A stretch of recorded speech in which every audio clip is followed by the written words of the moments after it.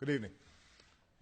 Today, the United States, together with our close allies and partners, took an important first step toward a comprehensive solution that addresses our concerns with the Islamic Republic of Iran's nuclear program. Since I took office, I've made clear my determination to prevent Iran from obtaining a nuclear weapon. As I've said many times, my strong preference is to resolve this issue peacefully, and we've extended the hand of diplomacy. Yet, for many years, Iran's been unwilling to meet its obligations to the international community. So my administration worked with Congress, the United Nations Security Council, and countries around the world to impose unprecedented sanctions on the Iranian government. These sanctions have had a substantial impact on the Iranian economy, and with the election of a new Iranian president earlier this year, an opening for diplomacy emerged. I spoke personally with President Rouhani of Iran earlier this fall. Secretary Kerry has met multiple times with Iran's foreign minister, and we have pursued intensive diplomacy, bilaterally with the Iranians and together with our P5+1 partners, the United Kingdom, France, Germany, Russia, and China, as well as the European Union.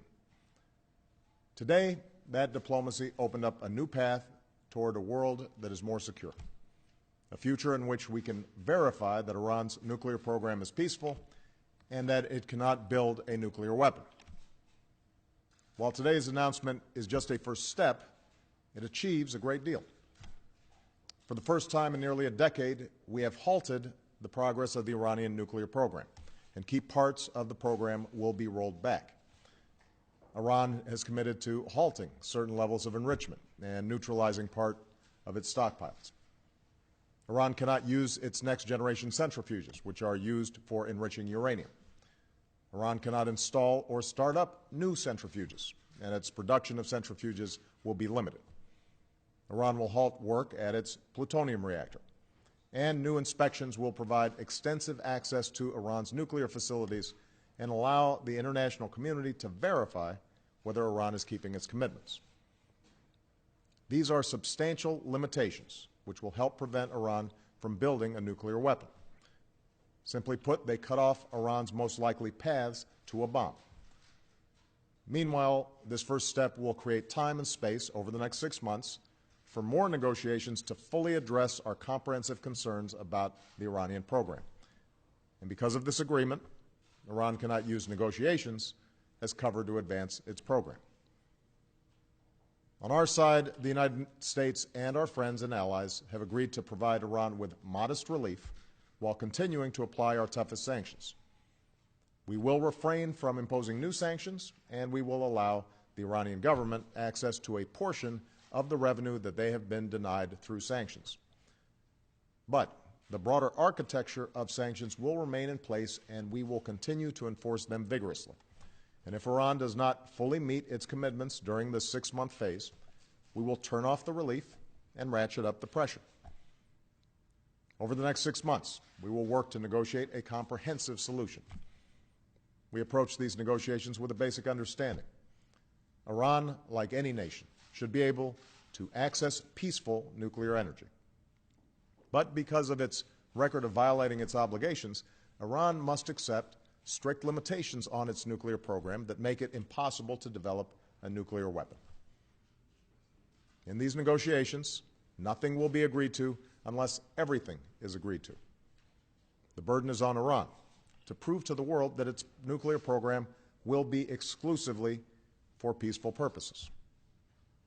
If Iran seizes this opportunity, the Iranian people will benefit from rejoining the international community, and we can begin to chip away at the mistrust between our two nations.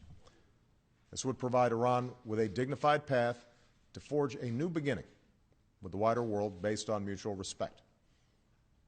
If, on the other hand, Iran refuses, it will face growing pressure and isolation.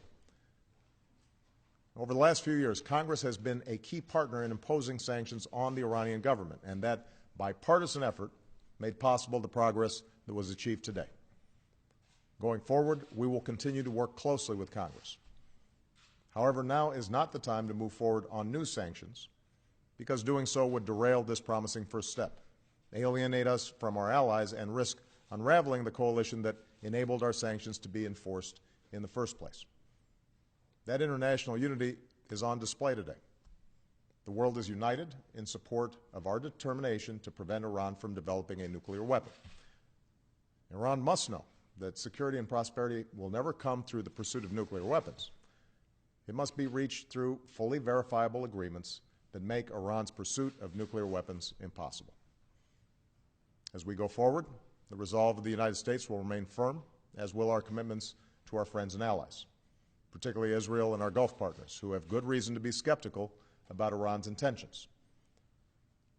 Ultimately, only diplomacy can bring about a durable solution to the challenge posed by Iran's nuclear program. As President and Commander-in-Chief, I will do what is necessary to prevent Iran from obtaining a nuclear weapon. But I have a profound responsibility to try to resolve our differences peacefully, rather than rush towards conflict. Today, we have a real opportunity to achieve a comprehensive, peaceful settlement, and I believe we must test it. The first step that we've taken today marks the most significant and tangible progress that we've made with Iran since I took office. And now we must use the months ahead to pursue a lasting and comprehensive settlement that would resolve an issue that has threatened our security and the security of our allies for decades. It won't be easy, and huge challenges remain ahead. But through strong and principled diplomacy, the United States of America will do our part on behalf of a world of greater peace, security, and cooperation among nations. Thank you very much.